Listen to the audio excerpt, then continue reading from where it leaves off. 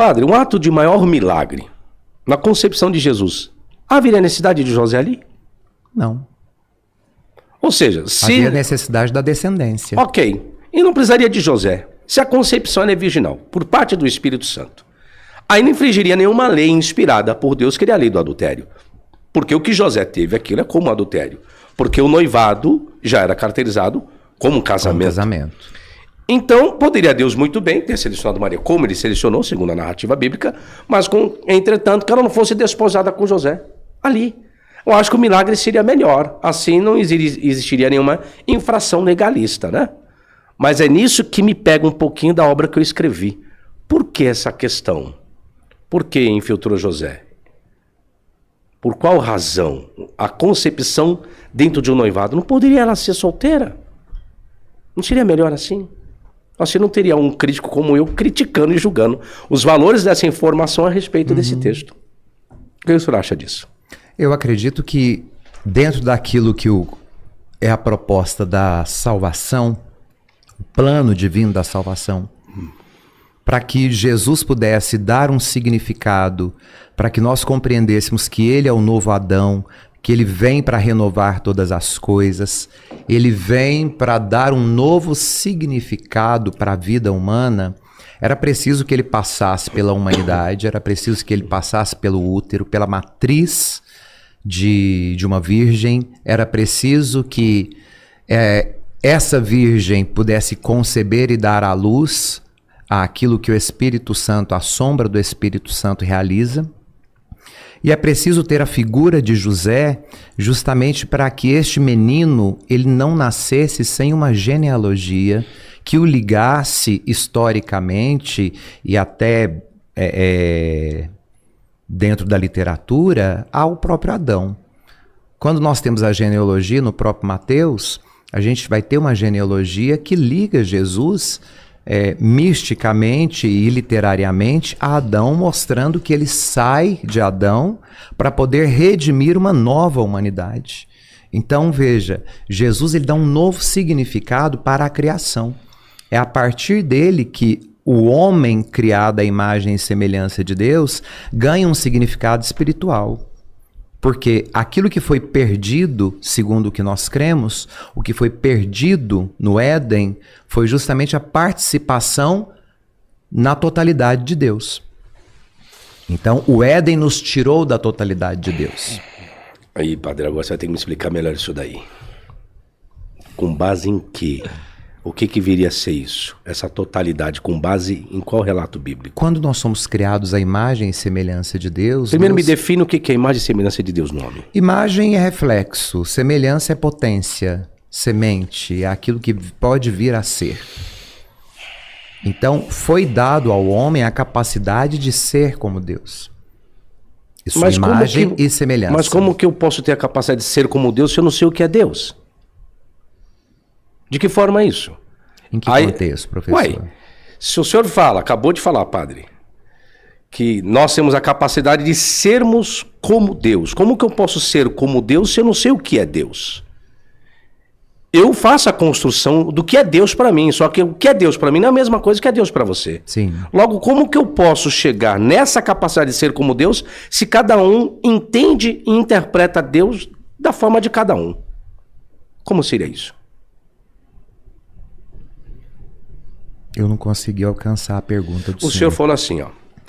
Imagem e semelhança, o senhor estava no contexto de imagem e semelhança. Eu estou no Gênesis, ok, isso. Aí o senhor falou que o homem tem a capacidade de ser como Deus. Isso.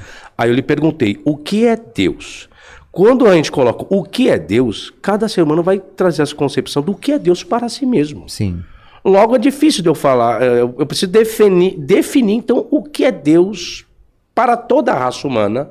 Logo, para isso, toda a raça humana teria que ter um único pensamento do que é Deus, e não a divergência de cada pensamento do que é Deus para si mesmo. Aqui a gente vai ter a revelação de Deus no Filho justamente para responder tudo isso. Mas aí como você me traz isso no contexto antes do Filho? No contexto qual está sendo escrito esse relato em Gênesis? Se o Filho ali não existia. As pessoas não tinham concepção do Filho. Não, mas não tinha concepção, padre. Não, mas existia, porque o Filho é consubstancial ao Pai antes de todos os tempos. Padre, a concepção, hermeneuticamente nós estamos no Gênesis, certo? Isso. o escritor do Gênesis não tem concepção de Jesus ali. É isso que eu estou dizendo, hermeneuticamente. Como que o senhor faz essa construção? Nesse sentido que eu estou lhe perguntando. Quando o autor sagrado, no capítulo 1, diz que antes de existir os astros, antes de existir qualquer coisa física criada, Deus diz, haja a luz, ou seja a luz, né? Que é o original hebraico, vai falar ser, né? Ser a luz, seja a luz. Hayá. Haja a luz. Então, que luz é essa que foi criada sem os astros e sem a possibilidade de uma interferência material? Se você me pergunta, eu lhe respondo, padre. Isso eu explico nesse meu livro aqui. Em busca da origem do Gênesis. Vaiomer Elohim vai rior. E disse Deus, haja luz e houve luz. O or ali, tanto que é o sol, é a lua. O interessante é que houve tarde e manhã o primeiro dia, e o sol é criado no quarto dia. Nós temos ali duas divindades menores. Or é uma divindade. Roshek é outra divindade. Por isso que vem o que não coloca o nome do sol e nem da lua, que foge um pouco do contexto da crítica literária, interessante do estilo do escritor na crítica da forma, é que ele vem nomeando, vem dando nome, né? E a lua chamou 2, dia. Né? No capítulo 1 só não dá o nome ao sol e à lua. Mas a luz chamou dia, as trevas chamou noite. Aí fala do luzeiro maior ou luzeiro menor. Mas por que não falou Shemesh e Arik? Não deram o nome. Por quê? Porque era o nome de divindades. Então, a luz ali é uma divindade menor. Por isso que é criado o luzeiro maior para governar. Governar é reger a divindade menor. Porque ele estava fazendo bagunça junto com Roshek, que eram as trevas, que isso eu explico no meu livro. Por isso nós temos o termo Elohim, pluralizado. Dentro do Gênesis, que as pessoas colocam a trindade ali. Também. Bará Elohim. Então, não é bem isso, né, que as pessoas constroem a trindade ali. Mas existe o politeísmo, que é a característica do escritor. Isso. O período patriarcal, ele é politeísta. E você está no Gênesis, você está no Gênesis, que é o período patriarcal. Então a luz menor que ele quer trazer ali, que você me perguntou, é uma divindade menor ali. O Or é uma divindade menor. E nós cremos que esse Cristo, o próprio João vai responder quando fala que ele é a luz. Então nós cremos que ao criar todas as coisas, Deus precisa da luz para dar cor e forma. Padre, você está fazendo, eu estou entendendo, um contexto paralelo, usando João como luz para tentar validar o Gênesis. Isso. Mas não, a gente não pode esquecer que o escritor, quando está escrevendo o Gênesis, não existe Evangelho de João. Não existe. Eu quero que o senhor se mantenha no contexto temporal. Como que o senhor vai trazer isso daí no pensamento verdade, do escritor? Não é o que o senhor quer que se mantenha. Eu preciso de passar para o senhor o que eu acredito e não aquilo que o senhor quer que eu fale. Não, assim, do que o senhor acredita, para mim não vai, que eu não vou discutir crença e fé. Não estou discutindo. Estou discutindo ciência. Quando o rapaz está escrevendo o livro do Gênesis, vamos colocar Moisés para simplificar a didática. Moisés tem ideia de Evangelho de João? Não. Moisés tem ideia de Jesus? Também não.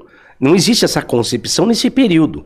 Cientificamente, hermeneuticamente, a hermenêutica me faz interpretar dessa forma. A mesma coisa, a serpente era Satanás? Não. A construção veio depois, por intermédio de Paulo, livro do Apocalipse. Mas quando o escritor está escrevendo, ele vai dizer que era um animal astuto. Não vai colocar que é um ser maléfico ali. É nesse sentido que eu estou dizendo, padre. Agora, o que o senhor vai colocar da sua crença? Amém. Isso eu não discuto, tá bom? Fique à vontade, tá?